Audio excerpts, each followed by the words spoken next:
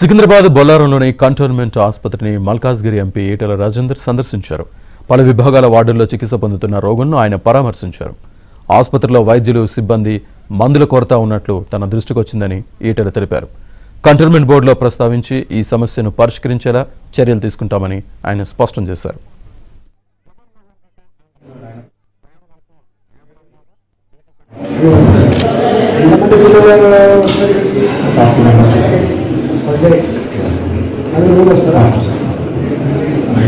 Joint pain. Are you understand or not? I can understand, sir. How many patients? How many patients? 20 to 25 Per day, how many patients. Per day, 20 to 25 patients. Are you giving medicines? Yes. Really? Free medicines. Free medicines? Yes. Control board purchase చేసింది sir.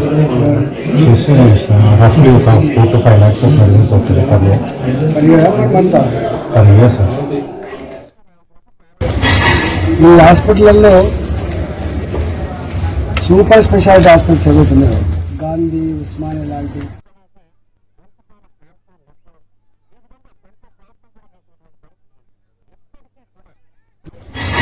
ఈ హాస్పిటల్లో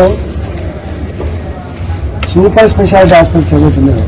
గాంధీ, ఉస్మానియా లాంటి hospital చదువుతున్నారు.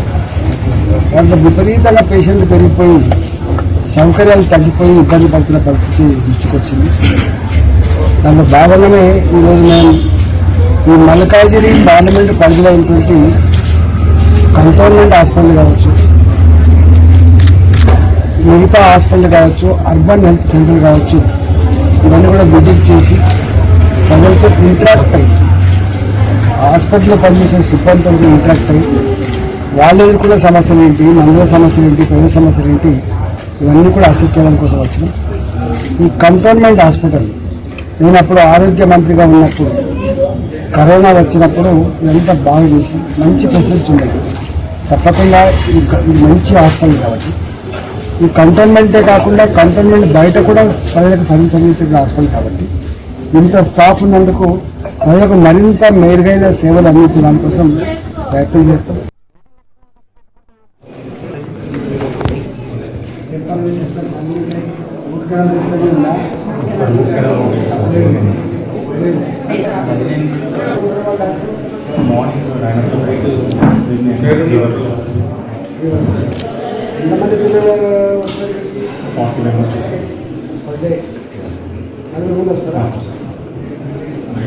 Joint pain. Are you understand or not? I can understand, sir. How many patients? How many patients? 20 to 25 Per day, patients. how many Per patients? day, 20 to 25 patients. Are you giving medicines? Yes. Really? Free medicines. Free medicines? Yes. Control board purchase చేసింది sir. చేసి రఫ్లీ ఒక 4 to 5 lakhs of